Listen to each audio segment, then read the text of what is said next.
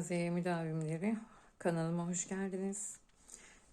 Sizlerle bu çok şık patiğin yapımını, yapım aşamalarını tüm detaylarıyla sizlerle paylaşacağım. Çok şık bir model. Gerçekten hem çeyizlik hem hediyelik hem de satış yapmak için kullanılabilecek, çok rağbet görecek olan uygun bir model. Dolayısıyla ben bunun aşamalarını birazdan sizlerle tüm detaylarıyla paylaşacağım. Videoyu bitirdiğinizde artık bu patiği örmeye başlayabilir olacaksınız. Malzemelerime geçmek istiyorum. Ben bunun için Nako'nun Bambino Marvel adlı şu ipini kullandım. İp kalınlığını size göstermek istiyorum. İlla şart değil Nako'nun bu markasını kullanmak zorunda değilsiniz. Benzer bir iple de işinizi görürsünüz. 1.75 tulipin tığını kullandığında ve boncuklarımız var. Şu şekilde inci boncuk, şu şekilde sedef boncuk kullanacağım. Boncukları alırken boncukçudan rica edin. Bunun bir patikte kullanacağınızı söyleyin. Ayrıca yıkamaya dayanıklı boncuklardır. Önce patiğimin şu detayını, yapımını sizlerle paylaşacağım. Bunun için şimdi yapımına geçiyorum bu detaylarının. Bu arada söylemeyi unuttum. İpime öncelikle boncukları geçireceğim. Bunun için iğne kullanmadım ben. Şöyle yüksük adını verdiğimiz tuhafiyelerde de kolayca bulacağınız bir ucu telli bir aparat var. Bu aparatla ben boncuklarımı taktım ipime. Şimdi size nasıl takılacağını göstereceğim. Boncuklarımdan 10 adet yüksüğün teline şöyle geçirdim. Sizler bu aşamada istediğiniz yöntemi kullanabilirsiniz. Ama 10 adet kum boncuk, yani küçük boncuk diyeyim. Bir adet de inci boncuk takmanız gerekiyor. Örgü döngüsü bu şekilde. Bir tane papatya için, yani şunlardan bir tanesi için, şunun için 10 tane küçük boncuk, bir tane inci. Bu şekilde. Daha sonrasında da ipimi şu şekilde geçireceğim yüksükle. Sizler dediğim gibi bu aşamada iğneyi kullanabilirsiniz. Ben iğneyi tercih etmedim. Bakın şu şekilde.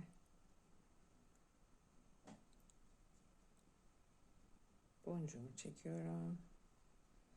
İpime geçirmiş oluyorum. Evet, bu şekilde 10 tane küçüklerden bir tane de inci yerleştirmek suretiyle ipimize dizelim ve gelelim. Evet, ben boncuklarımı bu şekilde dizdim. Her bir grup bir adet çiçek için. Şimdi çiçeğin yapımına geçiyorum. Şu şekilde inci boncuğumu düğüm atarak sağlamlaştırıyorum. Bir tane daha düğüm atıyorum. Bu şekilde daha sağlam oluyor. Evet.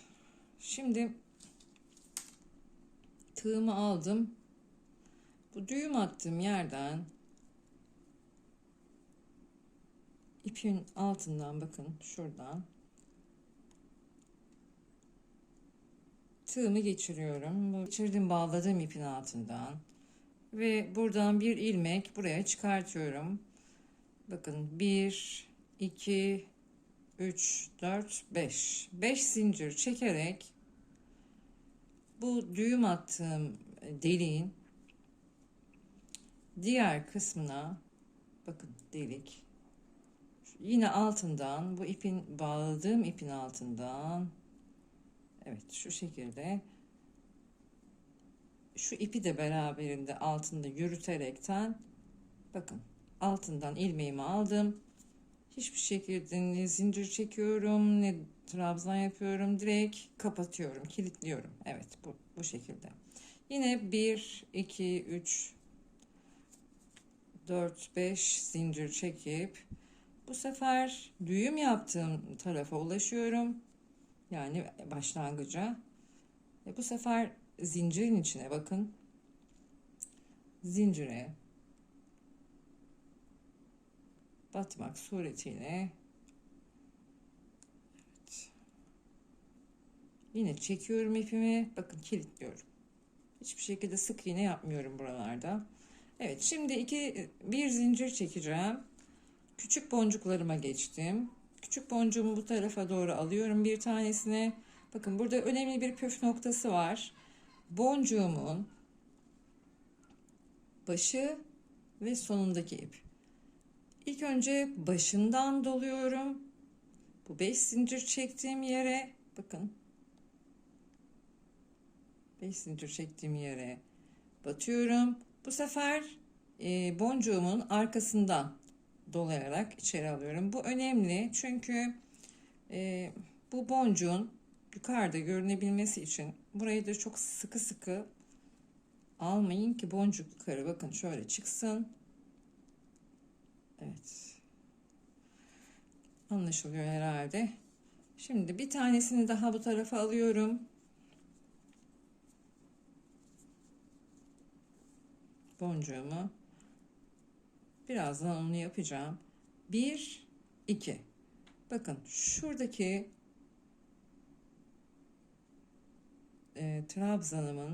trabzan da değil, yukarıdaki zincirimin tepesiyle boncuğumu bağladığım tepeye bakın şöyle ikisini birden buraya şu şekilde yapıyorum. Evet, birinci çiçeğimin birinci yaprağı diyeyim bitti. Şimdi ikinci yaprak için tekrar bir zincir çektim. İpime doladım. Boncuğumu yaklaştırdım. Tekrar zincirin altından yine boncuğun sonundaki ipten alaraktan bakın üçünü birden çekiyorum.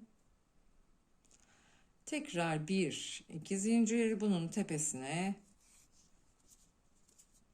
Evet, boncukla beraber ipe sarmak parmağı biraz zor oluyor. Bakın şurada şu ne diyeyim oraya sık iğnenin tepesiyle boncuğu aldığım ip.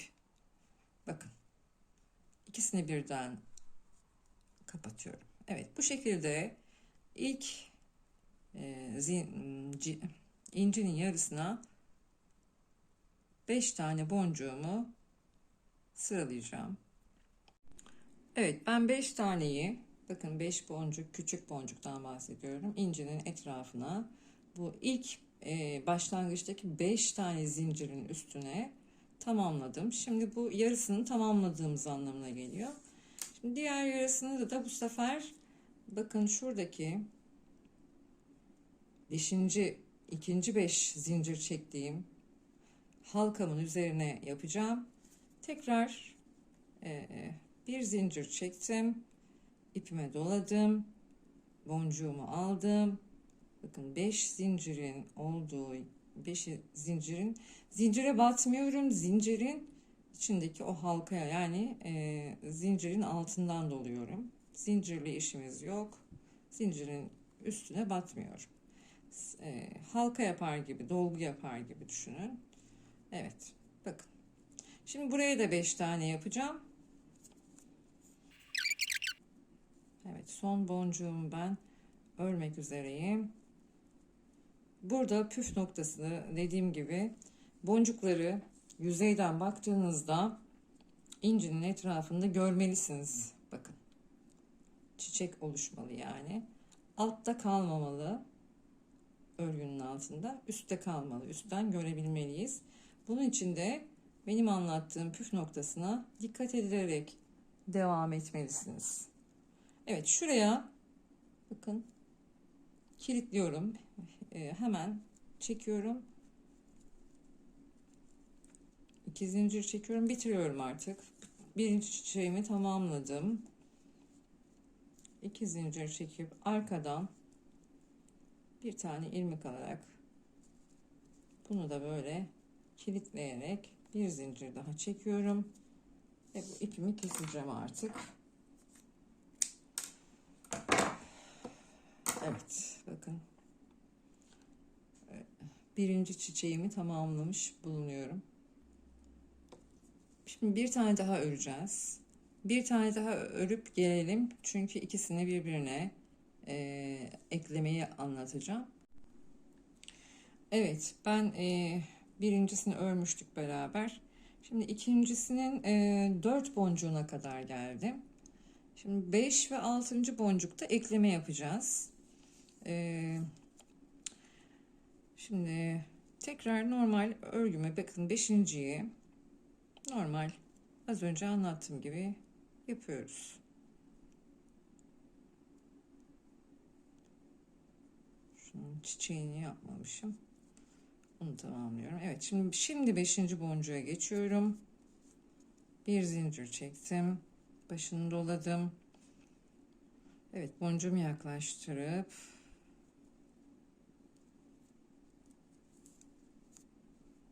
boncuğumu buraya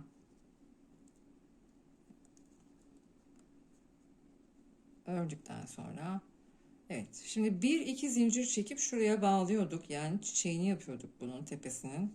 Çiçek diyeyim artık. Evet, bu 1-2 zincirin birini çektim. Bir zincir. Ve bunun hiç fark etmez herhangi bir yaprağına ben şuraya takacağım. Bakın bunun içinden şu şekilde geçiyorum. İpimi aldım.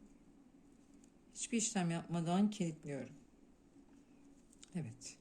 Bakın şöyle. Bir zincir çekmiştim. İkinci zincirimi çekip normal bunu nasıl örüyorsam hatırlayın.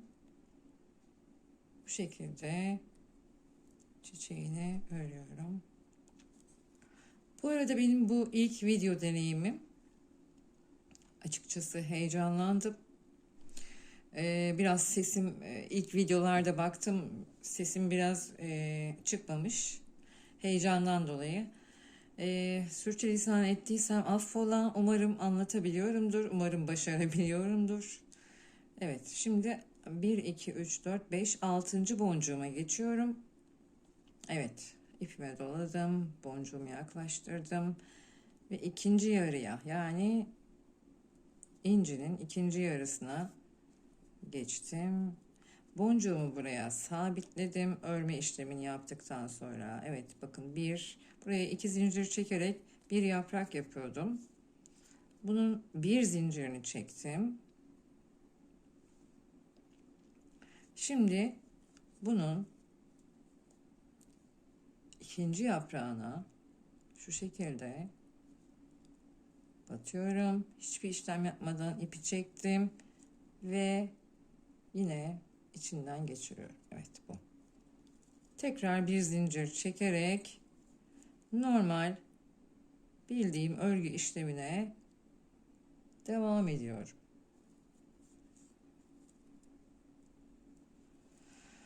Ve bu çiçeğimi de artık gerisine normal boncuklarımı örmeye devam ederek tamamlıyorum. İkisini birbirine ekledim. Bunlar 4 tane olacak şekilde 4 tane örerek bu boncuklu olan kısmı, yani patiğimin şuraya yerleştireceğim kısmını tamamlıyorum. Evet, bunu tamamlayalım ve gelelim. Detayını bitirdim. Bunu birazdan kullanmak üzere kenarda bekletiyorum. Şimdi patiğimin burnunu ve iskeletini şurayı yapacağım. Yani topukla beraber. Şöyle uzaktan göstereyim. Patiğimin tabanını öreceğim yani. Daha sonraki şu file detayları daha sonradan şununla beraber ekleyeceğiz. Bunun için burun ve taban için 16 zincirle başlıyorum. Önce sabitliyorum. Bakın şöyle. Ben şöyle döndürüyorum. İçinden geçirip bunu sabitledikten sonra 1, 2, 3, 15, 16 tane zincirimi çekiyorum. Ve buradan 1, 2, 3, dördüncüye batacağım. İpimi dolayarak. Ve dördüncü zincirime ikili trabzan yapıyorum. Burada zincirle beraber, yani baştaki zincirle beraber toplam 14 adet trabzanım olana kadar örüyorum. Her bir zincire bir adet ikili trabzan yapıyorum. Yaptığımda burayı sayıyorum. 14 adet baştaki zincirle beraber, yani şu, bakın şuradaki zincirle beraber 14 adet burada trabzanım olmalı. 1, 2, 3, 8, 9, 10, 11, 12, 13, 13 olmuş benim. Evet, bir tane daha atıyorum.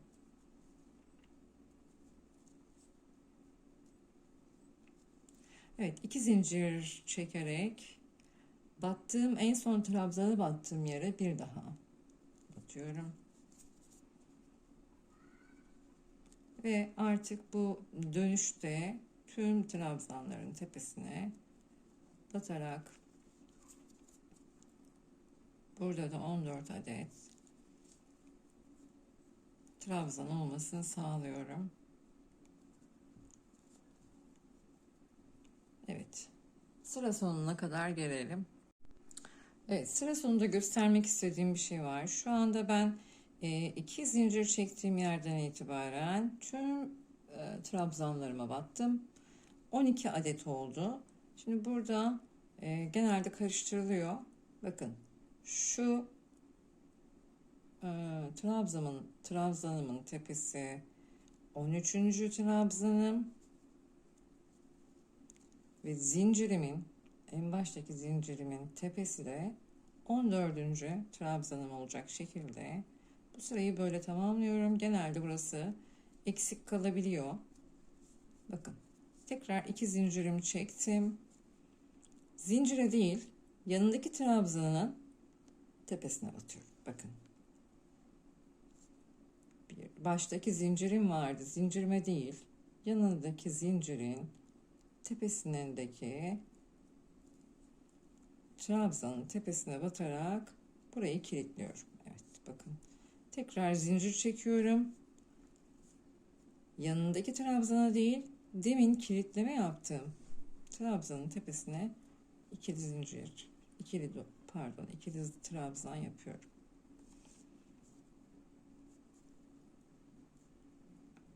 Evet, şöyle ikinci trabzanım yani. Evet. Şimdi buradan sıra sonuna kadar, yani şurada 2 zincir çektiğim yere kadar gelelim.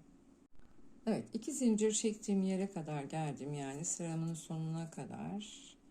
Burada zincirimin içine, bakın zincir burası. Zincirin içine bir trabzan yapıyorum. Artık bir zincir çekeceğim. Bir zincir çektim. Zincirimin içine bir trabzan daha yapıyorum. Artık diğer tarafa döndüm. Şimdi trabzanlarımın tepesine birer birer batarak yine 2 zincir yaptığım yere kadar geliyorum. Evet, ikinci sıramın 2 zincir çektiğim yerine kadar şu anda geldim. Yine diğer tarafta olduğu gibi buraya da zincirin içine bir trabzan, bir zincir, bir trabzan daha zincire içine ve yine burada burayı tamamlayacağım. Tekrar bir önceki sırada yaptığım gibi zincirime değil, ikinci trabzanımın tepesine kilitliyorum. 2 zincir çekiyorum ve aynı trabzanımın, yani bu kilitleme yaptığım trabzanımın tepesine ikili trabzan yapıyorum. Evet, bundan sonra sıra sonuna kadar gelerek bir zincir çektiğim yere geldiğimde yine artırmalarım olacak. Burunu şu şekilde anlatmam gerekirse, artırmalarım her sırada ikişer tane olacak. Birinci sırada 14 tane sırayla başladık, 14 trabzanla. İkinci sırada 16 trabzanım olmalı. Üçüncü sırada 18 trabzan. Dördüncü sırada 20. Beşinci sırada 22. Altıncı sırada 24. Yedinci sırada da 26. Yani toplamda 7 sıra örerek en son trabzan sayımızın 26'ya ulaşması gerekiyor. Bunu tamamlayıp burnumuzu, yani şunu 1, 2, 3, 4, 5, 6, 7 sıra olarak şurada 26 tane trabzan elde etmiş olarak örerek ve geri gelelim. Patiğimizin burnunun örme işlemini tamamladım. Şimdi tabanı öreceğiz. Bunun için 7. sıraya geldikten sonra ipi burada 2 zincir çekerek ipimizi kesin. Bunu bitirin burada. Daha sonra ipimizle tekrar alarak bir ilmek oluşturuyoruz. Daha sonrasında bu patiğimizin ipli olan kısmı tabanı olacak. Burası da ön tarafı, yani detayın geleceği yer. Şu şekilde göstereyim. Böyle olacak yer. O yüzden şurada artırma yaptığımız bir zincir çektiğimiz bir yuva vardı. Onun hemen yanındaki trabzanın tepesine batıp bu oluşturduğum ilmeği şöyle içeri alıyorum. Ve buraya 2 zincir çekiyorum.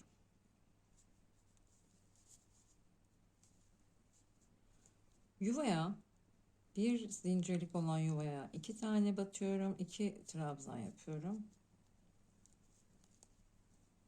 Daha sonra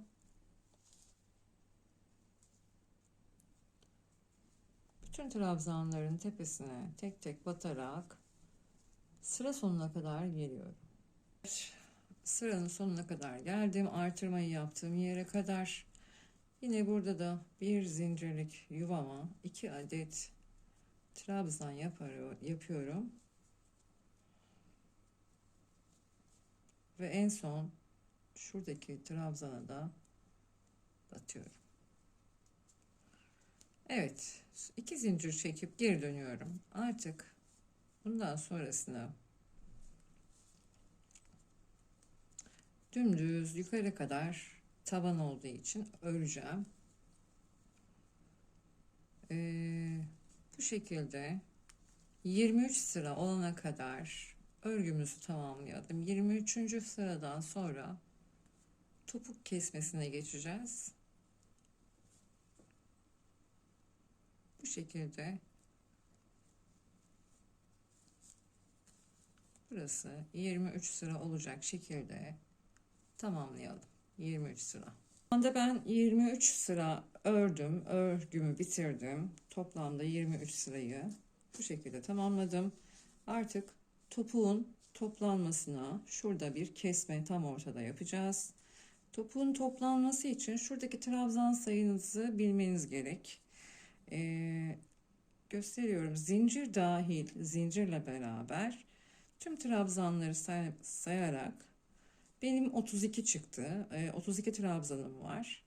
32'den 6'yı çıkartıp, çünkü 6 trabzanımızı şurada sık iğne yapacağız. Bu yüzden 6'yı çıkartmanız, eksiltmeniz önemli. 32 trabzanımdan 6'yı çıkarttığımda benim sayım 26. 26'yı da 2'ye bölüyorum çünkü 13 26'nın yarısı. 13 trabzan buradan, 13 trabzan buradan, 6 da ortadan kesmek suretiyle topuk formumu vereceğim. Şimdi evet, 13 trabzanı ben örüyorum. Nasıl yapılacağını sizlere göstereceğim. Bu hesabı yaptıktan sonra sizler de bulduğunuz trabzan sayısını uygulayarak patiğinize devam edeceksiniz. Bu sayı değişebilir. O yüzden ben özellikle bir sayı belirtmiyorum. Sadece size formülü verdim. Bu formülden faydalanarak benim yaptığım gibi sizler de hesabı yapabilirsiniz. Evet. Şimdi 13 trabzan öreceğim. Şimdi 13 tane trabzanımı bu sırada ördükten sonra 6 adet sık iğne yapacağım. Bakın 1 2 3 4 5 ve 6. Tekrar trabzanlarımı örmeye 13 adet trabzanım kaldı. Bu arada sizler eşit sayı bulamayabilirsiniz. Atıyorum 27'yi 2'ye böldüğünüzde buçuklu bir sayı çıkacağı için şu şekilde devam edebilirsiniz. Bu tarafa atıyorum 13, bu tarafı 14 yapabilirsiniz. Hiçbir şey fark etmez. Hiçbir şekilde patiğinizin formuna çok bir şey fark etmez. Ama 2 sayı, 3 sayı, 3, 4, 5 trabzan çok şey fark eder. O yüzden bir trabzan opsiyonumuz var.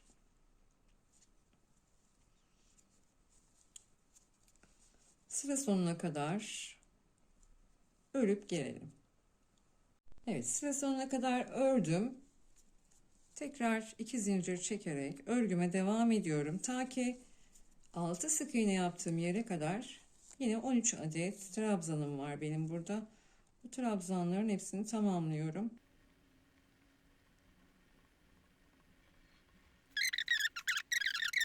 Keseceğim. Sık iğnelerime geldim. Sık iğnemin bir ilkinin tepesine batıp ipimi alıyorum. Bunu kapatmadan tekrar ikincisinin tepesine batıp tekrar çekiyorum ve 3 tane ilmeğim var. Üçünü birden alıyorum. Evet. Bir daha gösteriyorum. İp almıyorum tığıma.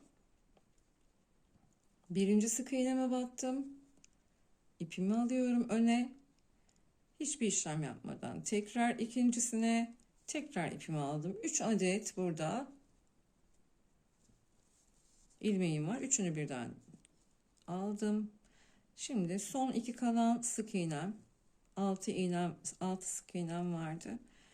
İkisini kestim. Üçüncüsündeyim. Evet, şu anda burası. Şöyle göstereyim. 1, 2, 3 adet sık iğneye düştü. Ve trabzanlarımın olduğu yere geldim. Trabzanlarıma trabzan olarak 13 adet trabzanımın sayısını koruyarak sıra sonuna kadar örüyorum. Evet, ben sıra sonuna kadar geldim ve tekrar geri döndüm. Yani bir üst sıraya geçtim. Bir üst sırada 13 trabzanımı yine şu şekilde sık iğnelerimin olduğu yere kadar örüyorum.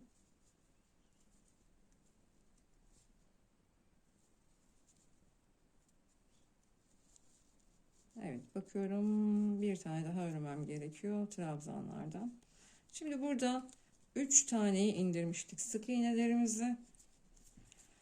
Şimdi burada üçünü birden toplayacağım artık. 1, hiçbir işlem yapmıyorum. 2, yine hiçbir işlem yapmıyorum. 3, sadece ipimi arkadan önüne geçirdim. 4 adet burada tığımın üstünde ilmeğim var. Ve hepsini beraber topluyorum. Evet, şu anda topuğu toparladık. Ve sıra sonuna kadar 13 trabzanımı tamamlıyorum. Topuk toplama işlemini ben tamamladım. Bakın şu şekilde bir burada büzülme ve görüntü oluşuyor. Şimdi benim patiğimin önü burası. Yani tabandan bahsedecek olursam şurası önü. Burası da ayağa giyilecek tersi. O yüzden burun şurası. Bakın şöyle tersten, yani iç yüzü, ön yüzü içeride kalacak şekilde katlıyorum. Ve burayı birleştireceğim. Bunun için şuradaki zincirim ve batıyorum. Bu ilmeğimi karşı tarafa geçiriyorum. Bakın şöyle. Sonra bir zincir çekerek tüm buradaki sık iğneleri, karşılıklı sık iğneleri hiçbir şekilde zincir çekmeden sırayla her bir sık iğneyi karşılıklı birleştirmek suretiyle örgümü tamamlıyorum. Burada bir topuğu kapatmış olacağız. Yaptığımız patik, bunu söylemeyi unuttum. 37, 38 hatta 39 numara ayaklara bile olacak bir büyüklükte olacak bu. Eğer 40, 41, 42 gibi numaralara yapmak istiyorsanız şu sırayı artırmanız gerekir. 2 sıra kadar. Kişinin ayağını ölçerek de ilerleyebilirsiniz bu konuda. Evet. Son sık iğneme geldim. 2 zincir çekiyorum. Ve burada artık örgümü, ipimi keseceğim.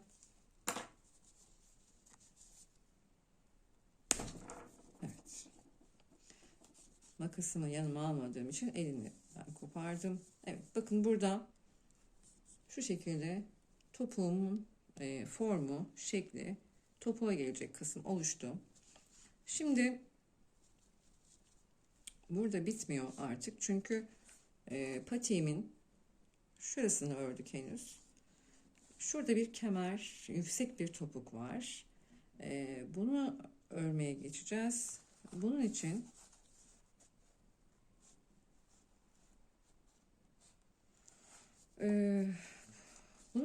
tam birleştirmeyi yaptığımız yer, yani şurası, birleştirmeyi yaptığımız yerden itibaren 1, 2, 3, 4, 5, 6. 6 ile 7'nin arasındaki şu birleşme yerine tığımla batıyorum. Önce tığ ilmeğimi hazırlayayım.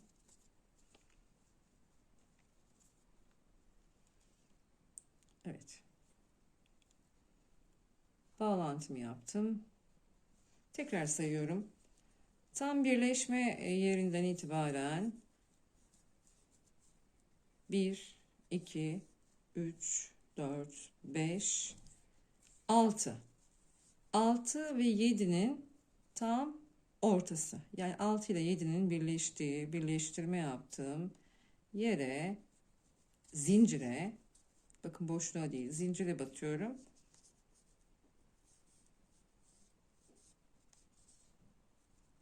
Ve ipimi içeri alıyorum. Öncelikle buraya bir sağlamlaştırma, tutturma yapıyorum. Evet, bakın böyle. Şimdi normal buradaki trabzanlarımı örmeye başlayacağım.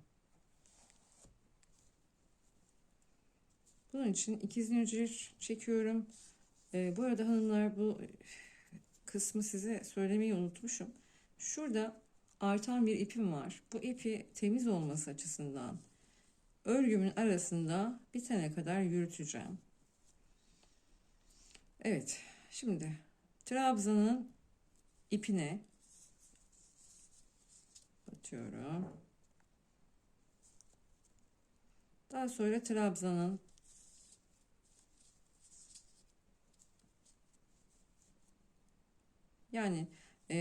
şunu yapmıyoruz. Buraya değil. trabzanın ipini.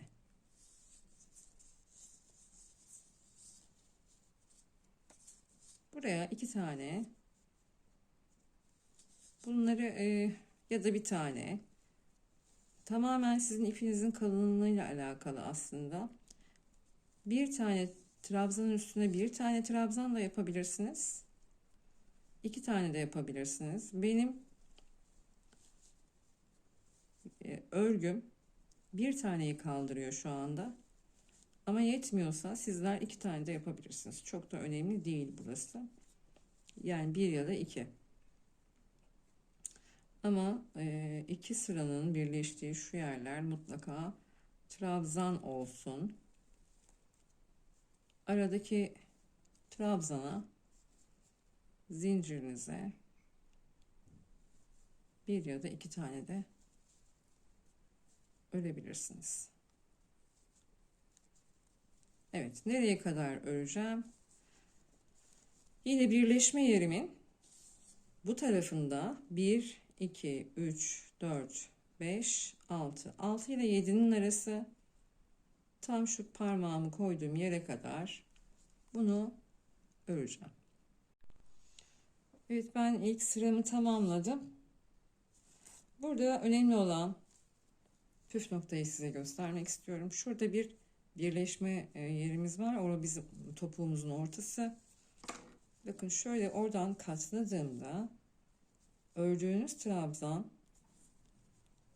hem bu tarafta hem o tarafta eşit yerde bitmiş olmalı. Eğer biri önde biri arkada bitiyorsa bir problem vardır. Eksiltin. Evet. Şu anda ben ikinci sırama geçiyorum.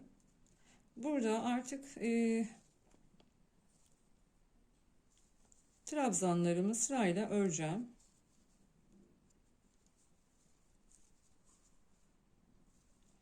Kaç trabzan, kaç sıra örmemiz gerektiğini size şimdi söylüyorum.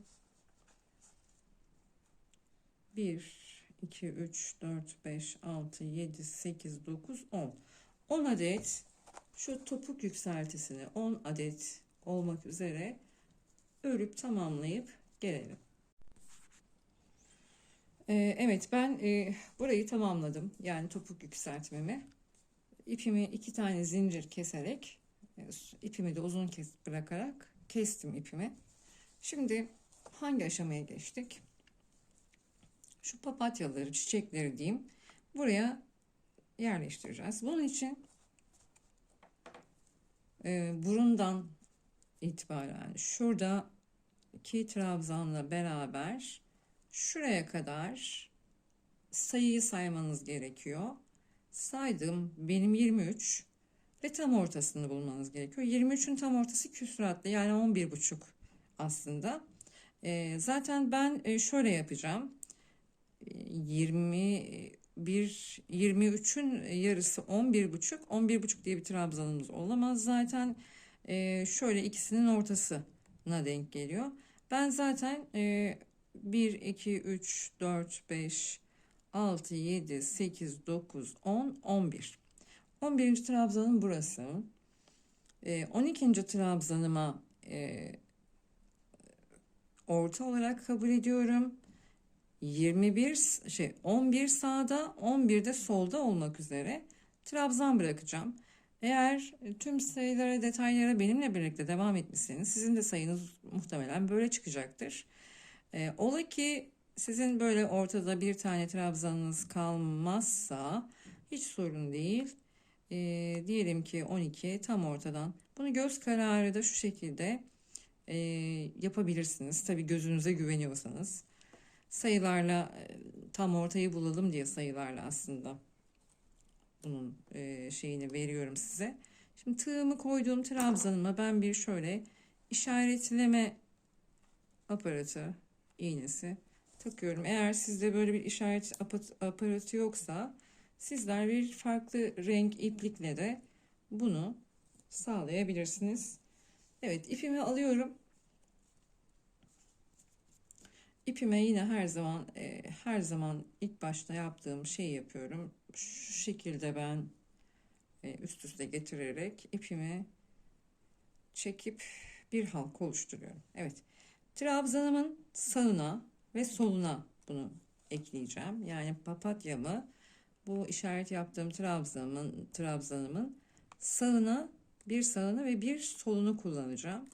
O yüzden ilk sağa tığımı, bu oluşturmuş olduğum halkayı buraya çekmek suretiyle buraya sabitliyorum. Öncelikli işim bu.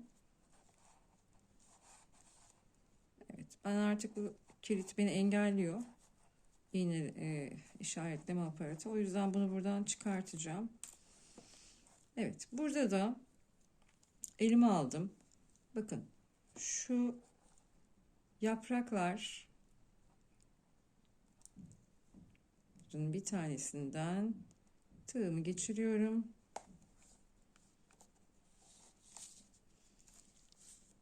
Evet, bunu masada çalışmak çok zormuş. Ben de deneyimliyorum şu anda. Evet, hiçbir şey yapmadan ipimi buradan geçiriyorum. Buraya monte ediyorum. Bakın.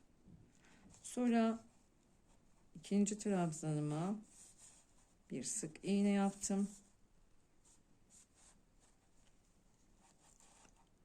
Şimdi üçüncü trabzanıma yine hiç ip almadan tığıma bunun çiçeğin şurasını alttan ipleri çekerek burayı kilitliyorum. Bakın. Bir tane de zincir çektim. Bu ipimi de yine uzun keserek örgümü tamamlıyorum. Bu ipi şu şekilde arkadan tığınızla geri alın. Yani arka tarafa ve burada bu ipleri ikisini birlikte sağlamlaştırıyorum. Yani düğüm atıyorum.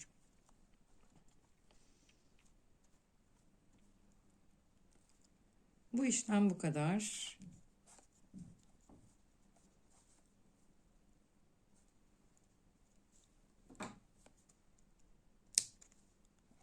Evet, iplerimi de kestim. Şimdi bu burayı tam ortasına gelmeli. Yani kenarlarına öreceğim zincir sayılarını şimdi vereceğim. Öyle bir pozisyonlamalıyız ki bunu. Bu tam böyle ortada durmalı. Ne sağda ne solda kaymamalı. Şimdi bunun için önce sol yarıdan başlayacağım. Sol yarıyı örmeye başlayacağım. Sonra sağ yarıyı size göstereceğim. Bunun için öncelikle ipimize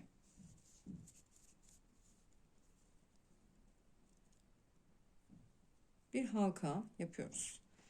Öncelikle yerlerini göstermek istiyorum. Yani şu yerlerini göstermek istiyorum.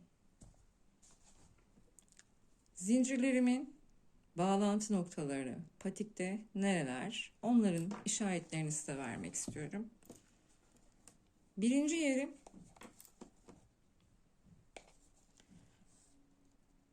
topuk yükseltmesi yaptığım yerdeki trabzan, iki trabzanın iki sıranın arası şurada.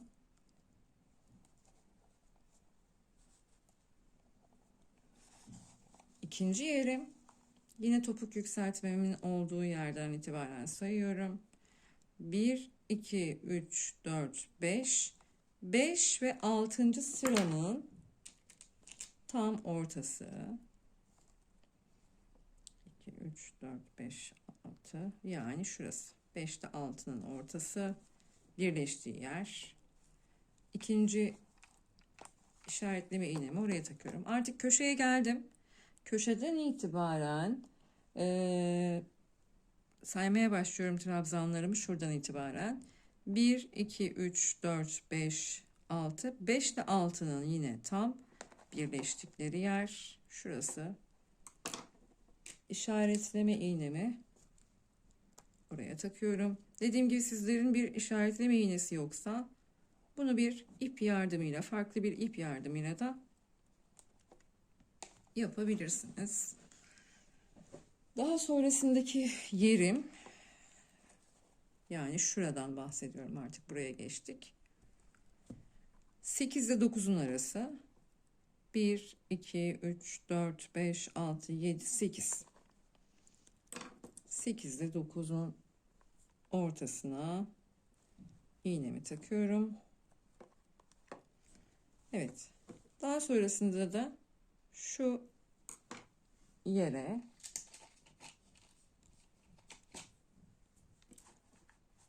yani buradaki püf noktasını söyleyeyim. Şurayla birleştirmeyeceğiz. Onun üstündeki trabzanın birleştiği şurası, yani birinci sırayla ikinci sıranın burundan itibaren saymam gerekirse 1, 2. 2 ile 1'in tam ortası birleştiği yer benim zincirlerimi konumlandırdığım yerler. Evet, bu şekilde. Şimdi ipimi elime alıyorum. Bayağı dağılmışım masada. Kusuruma bakmayın. Evet, ipime halkamı yaptım. Bu halkayı ilk işaretleme yaptım. Bakın, burada bir şeyden bahsetmek istiyorum. Az önce de demiştim. Bu detayın sağ yarısı ve sol yarısı. Sol yarısını anlatıyorum şu anda. Sol yarısını buradan başlayacağız, topuktan. Ama burayı yaparken bu sefer buradan başlamamız gerekecek. O yüzden buna dikkat etmenizi sizden rica ediyorum. Evet, ilk iğnemi, işaretleme iğnemi olduğu yere çıkartıyorum bunu.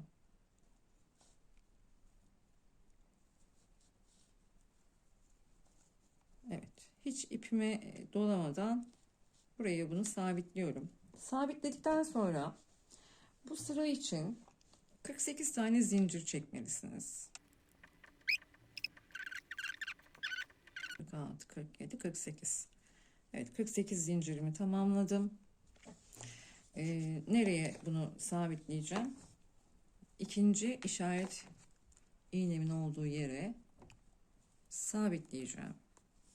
Bakın şöyle. Hiç ipimi dolamıyorum. Şu şekilde çekerek buraya sabitliyorum. Evet, bakın sabitledim. Şimdi ikinci yerime takacağım zincirin sayısını söylüyorum. 44 zincir daha çekiyorum. 2, 43, 44. Zincir çok esneyen bir yapıya sahip. O yüzden çok gevşek çekmemenizi öneriyorum. Bakın burayı da iğnemi çıkartıp yine tığımla ipimi alıp sabitliyorum. Bir sonrakine geçtim. Bir sonraki zincir sayım 32. Evet, 32 zincirimi de sıradaki işaretleme iğnemi de çıkartarak oraya sabitliyorum. Sıradaki ve son zincir sayım 20. Evet, 20 tane zincirimi de yine işaretlediğim yere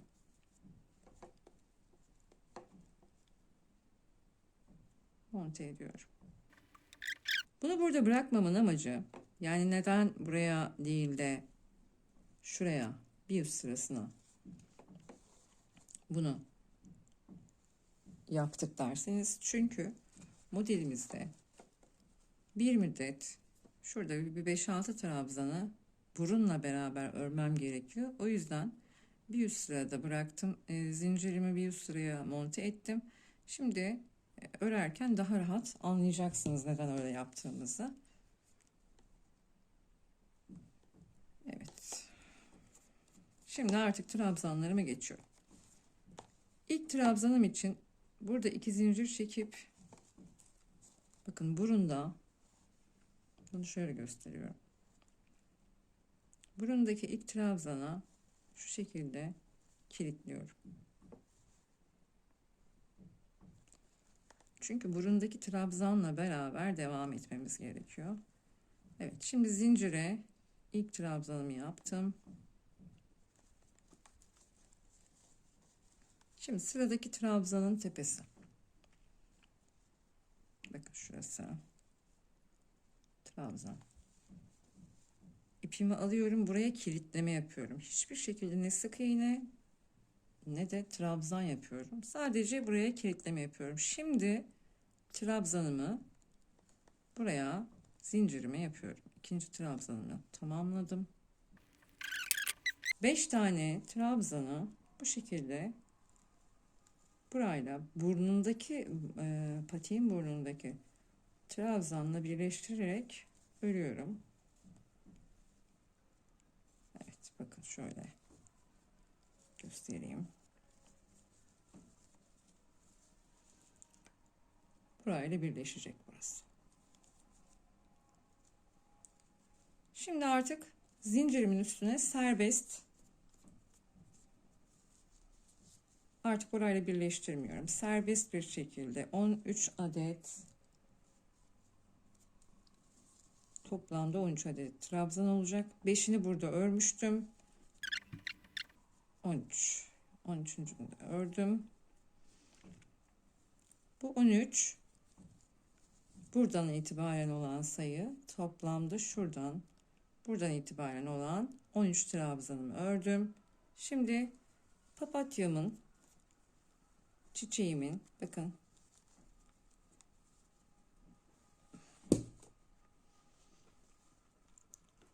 çiçeğimin şurasıyla bir yaprağı değil, şununla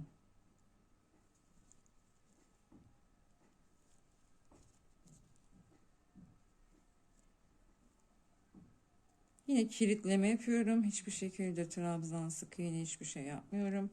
Evet, bu yaptıktan sonra zincirime bir trabzan daha yapıp bu sefer ikinci yaprağımı ekleme yapıyorum. Ve daha sonrasında 14 trabzanla bu zincirimi tamamlıyorum.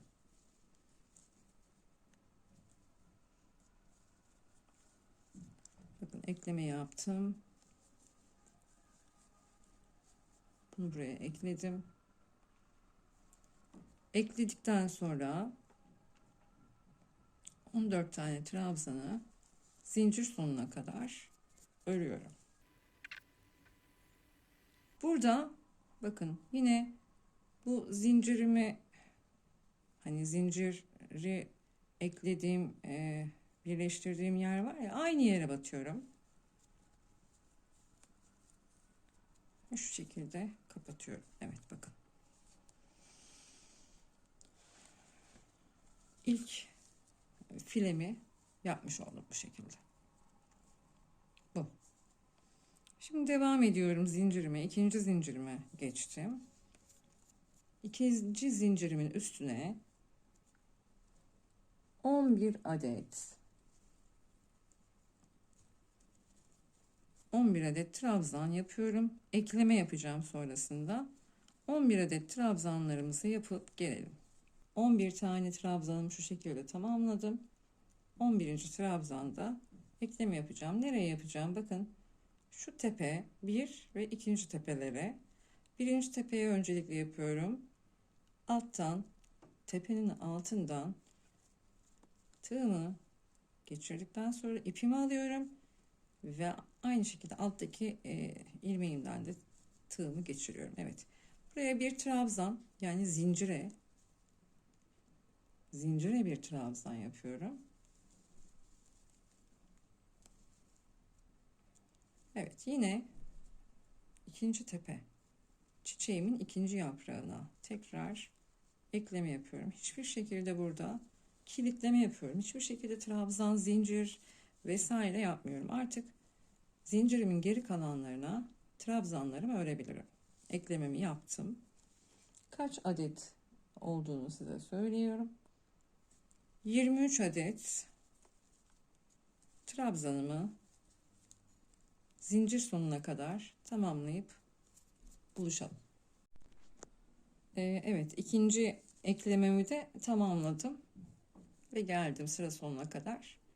Bakın şöyle çok şık oluyor. Tekrar burayı bir daha göstereyim.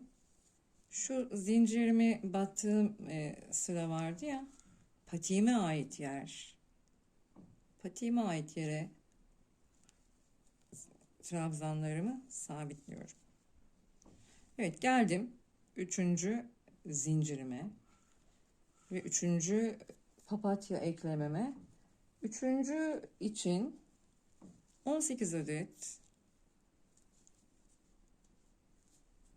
trabzanımı zincirimin üstüne yapıp diğer yerlerde belirttiğim gibi eklememi yapıyorum. Evet. Ekleme kısmına kadar gelelim. Evet, ben 18 tane trabzanımı tamamladım. Şimdi üçüncü çiçeğimle birleştirme yapacağım. Yine şu tepelerden faydalanıyorum. Evet, ikincisini de ekledim. Ve trabzanlarımı örmeye, zincirin sonuna kadar örmeye devam ediyorum. Bunun sayısı 24 olacak. Eğer zincirinizde fazlalık kalıyorsa, mesela zinciriniz uzun kalıyorsa benim verdiğim trabzanlardan sonra zinciri tamamlamak için birkaç trabzan daha yapabilirsiniz. Sorun olmaz. Üçüncü filemi de, yani yaprağımı da, daha doğrusu çiçeğimi ekledim. Şimdi son zincirime geldim. Buradaki ekleme öncesi trabzan sayım 24. 24 trabzan yapıp eklememi yapacağım. Eklemeden sonra size için buluşalım. Evet, son yaprağımın eklemesini de, çiçeğime eklemesini de yaptım ben. Şöyle. Ve sonra ekledikten sonra buraya 25 trabzan daha yapıyorum. Ben 20 tanesini yaptım ve 25. Bakın burada buranın şöyle bombeli bir şekil almasını istiyorsanız, ben de çok fazla bombeli değil. Ben de daha düz, ama şuradan bahsediyorum. Şurayı biraz daha şöyle olsun istiyorsanız trabzan sayılarınızı artırabilirsiniz. Ben 25'te bırakacağım. Böyle bakın. Evet, burayı artık topuk yükseltmemi yapmış olduğum yerle kilitleme yöntemiyle birleştiriyorum. Bakın. Evet. 2 zincir çekip ipimi uzunca bırakarak örgümü sonlandırıyorum. Bu ipler bir sonraki aşamada temizlenecek. İpi yürüterek buraya bir sık iğne yaparken bunlar gizlenecek. Temizleme işini size göstereceğim. Fakat şurada bir şeyi unutmuşum hazır sırası gelmişken. Topuğumuzda bir büzme yapmıştık ve burayı sonlandırmıştık.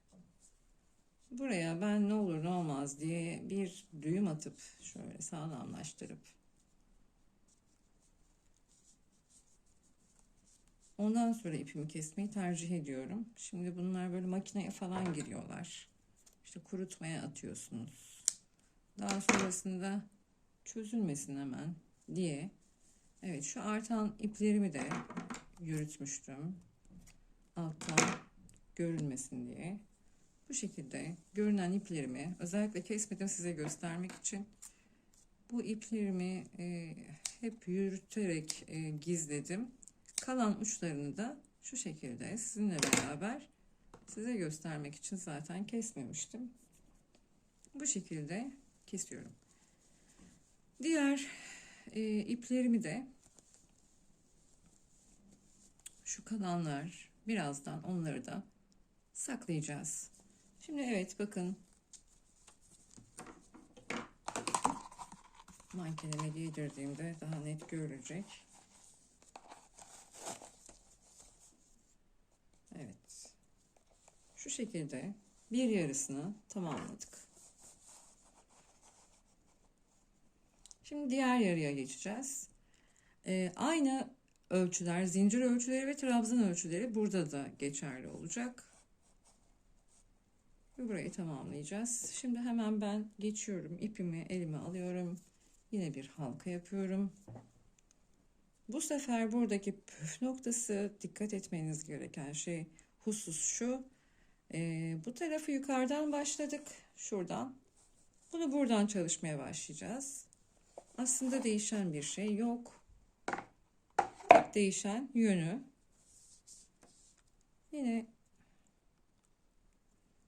bir değil, 1 ile 2'nin birleştiği yerden, 1, 2'nin birleştiği şuradan takıyorum işaretlememi. Evet, bir sonraki sıra yine 8 ile 9 arasıydı. Bunu şu şekilde de kontrol edebilirsiniz isterseniz. Karşılıklı köşeyi şöyle getirerek de tam karşılığına iğnelerinizi takabilirsiniz. Eğer saymak zor geliyorsa şu şekilde de yapabilirsiniz. Bu da bir yöntem. Ama ben sayıyorum. Evet. Tekrar 1, 2, 3, 4, 5. 5'te 6'nın arasına iğnemi taktım. Bu sefer 8 ile 9 arası olacak. 1, 2, 3, 4, 5, 6, 7, 8, 9. 8 ile 9 arası şurası ediyor. Ben de işaretliyorum hemen. Evet.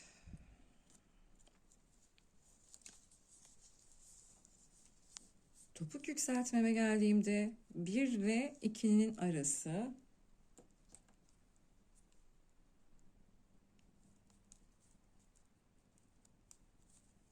daha sonrasında da 1, 2, 3, 4, 5, 6. 5 ile 6'mın arası.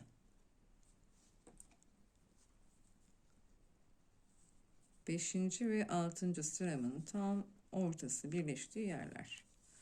Evet. Şimdi işaretlerimi de burada tamamladım. Tekrar ipimi, tığımı alıyorum. Halkamı yaptım. İlk işaret yerim.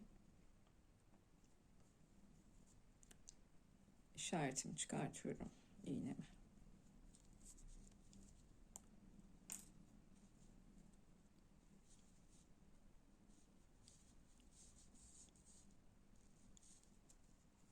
Bu şekilde burayı önce bir sabitliyorum. Buradaki zincir sayım diğer tarafta da eşit olması için söylüyorum. Zincir sayım 20. 20 zincir çekip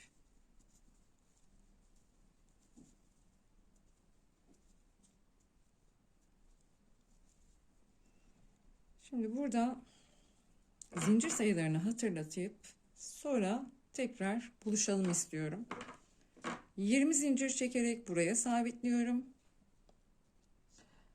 Diğer sırada 32 zincir çekerek buraya sabitliyorum. Diğer sırada 44 zincir çekip buraya sabitliyorum. En son sıramda 48 zincir çekip buraya sabitliyorum.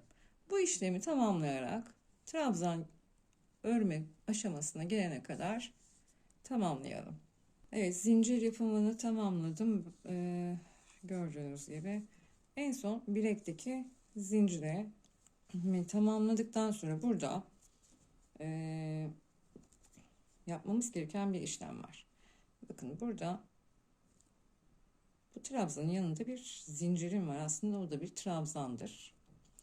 Şimdi buradan şu şekilde bu zincirin üstüne kilitleme işlemiyle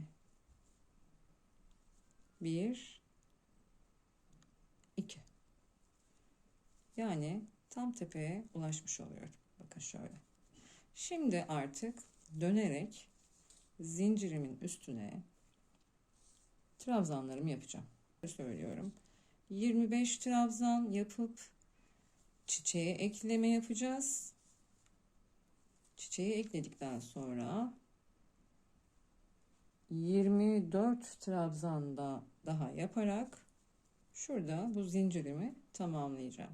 Evet, ben zincir ve trabzanlarımı, tüm eklemelerimi tamamladım. Burada diğer tarafı anlatırken detaylı anlattığım için sol taraftan bahsediyorum. O yüzden burayı çok detaylı anlatmadım. Ama burada topluca bir trabzan sayısı vermek istiyorum. Ondan sonra da şuradaki eklemeyi size anlatacağım. Şurayı şu şekilde. Şurada yaptığımız işlemi tekrar burada anlatacağım. Şurası için, bakın şurası için, şuradaki ipim için 48 zincir set çekiyorum. 25 trabzan yapıp eklememi yapıyorum. Sonra 24 trabzanla tamamlıyorum. Daha sonra burası için 44 zincirim vardı. 24 trabzan yapıp eklememi yapıyorum. Eklemeden sonra 18 trabzanla tamamlıyorum. Daha sonrasında şu sıramda 32 zincirim vardı. 32 zincirin üstüne 22 adet trabzanla çiçeğime ekledikten sonra geri kalan zincirimi 11 adet trabzanla buraya ekliyorum. Diğer en son olan şu bölümde burada da 20 zincirim vardı. 20 zincirin 13 tane trabzan yapıp ekleme yapıyordum. Diğer 13 trabzanımı da bu tarafa yapıyordum.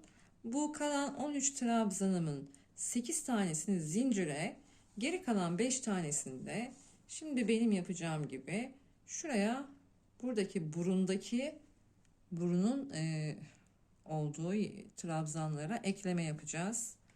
O yüzden bunu ben şimdi mankenden çıkartıyorum. Size daha net anlatabilmek için mankeni giydirmiştim. Evet, devam ediyorum.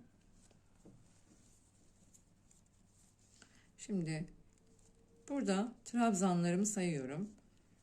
1, 2, 3, 4, 5.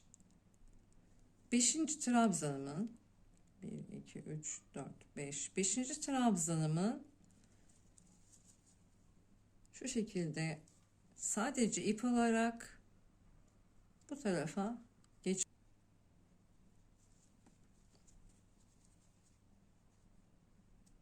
Evet, şöyle. Daha sonra zincirime, bakın şurada zincirim var. Zincirimin üstüne trabzanımı yapıyorum. Birinci trabzanım, 5 trabzan yapacağım, buraya çalışacağım. Birinci trabzanımı yaptım. Şimdi yanındaki trabzana şu şekilde ipimi alıyorum ve hiçbir şekilde zincir, sık iğne yapmadan en son şurada kalan tek bir trabzanım kaldı. Onu da eklememesini yaptıktan sonra zincire trabzanımı çalışıyorum.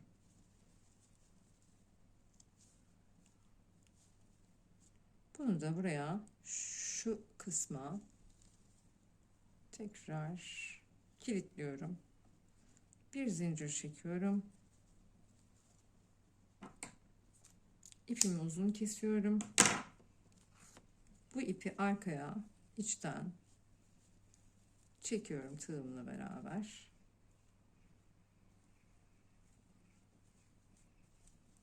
Evet. Bunu buraya sağlamlaştıracağız. Şu şekilde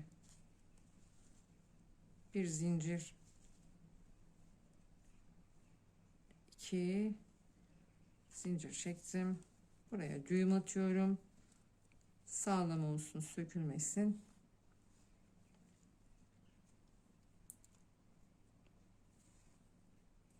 Evet, şurada da bir ipim vardı. O ipimi de tekrar buraya çekiyorum.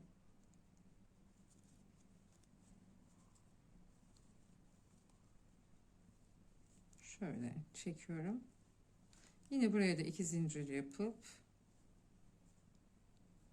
düğümlerimi atıp iplerimi keseceğim.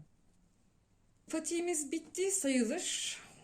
Bir tek işlem kaldı. O da şuradan başlayarak sık iğnelerle bu boğaz kısmını, ağız kısmını, bilek kısmını daha doğrusu öreceğim.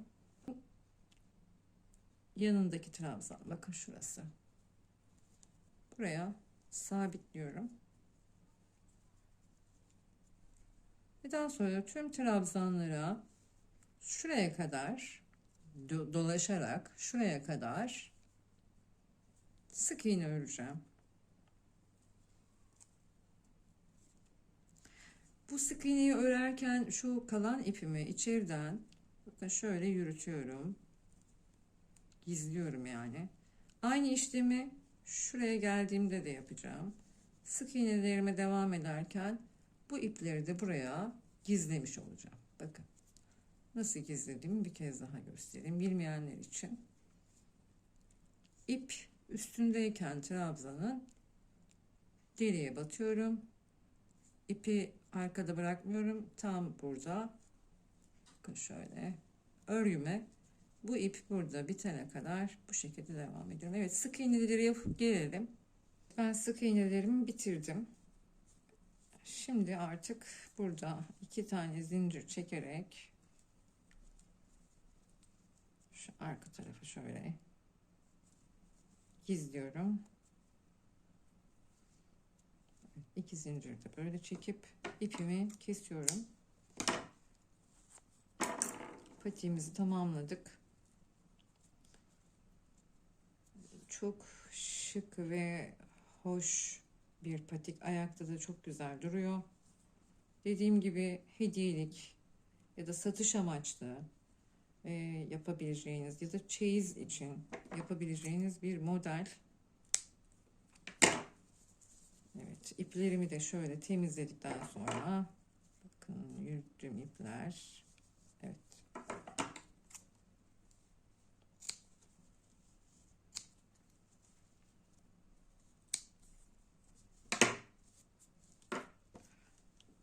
Dantelimi de giydirerek son halini sizlerle paylaşmak istiyorum.